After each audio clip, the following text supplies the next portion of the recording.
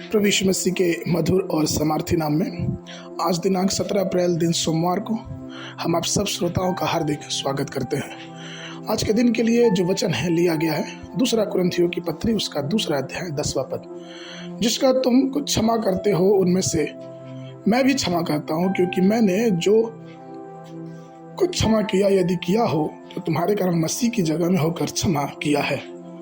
प्रिय, क्षमा का तीसरा पार्ट जो हम यूसुफ के जीवन सीखते हैं उस व्यक्ति के साथ निकट संगति करना जिसे हमने या आपने क्षमा किया।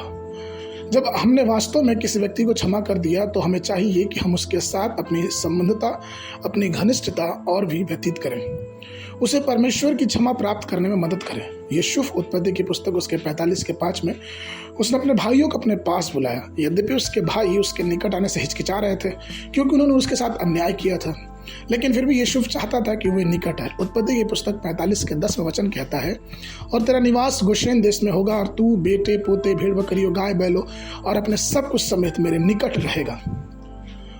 तो हमने कुछ लोगों को यह कहते सुना है कि मैंने अपने भाई को क्षमा तो कर दिया है, लेकिन मैं उससे बड़ा सुरक्षित रहता हूँ, उससे दूर रहता हूँ, मैं उसके करीब नहीं जाना चाहता। प्रियो, ये वास्तविक क्षमा नहीं है। हमारा प्रभु यीशु मसीह हमारे साथ संबंध बनाना चाहता है। वो स्वर्ग से इसलिए उतरा कि हम पापियों के साथ उसका संबंध बने। वो हमें क्षमा करना चाहता है। हम पापियों को उसने गले लगाया, इसके बातों की परवाह किए बिना कि वो स्वर्ग में पवित्र और पवित्र में भी पवित्र है। कई परिवारों में पारिवारिक संपत्तियां साझा करते समय एक बड़ा विभाजन हो जाता है। कई लोग परिवार के बीच में बहुत अलगाव हो जाता है सिर्फ इसलिए क्योंकि वो एक छोटी सी शिकायत को लेकर एक दूसरे को क्षमा नहीं कर पाते। हम इस दुनिया में देखते हैं, और इसलिए चूंकि हम क्षमा करने का गुण हमारे अंदर नहीं रहता, इसलिए हम कई बार परमेश्वर की उन आशीषों का फायदा या फिर उसका आनंद नहीं उठा सकते।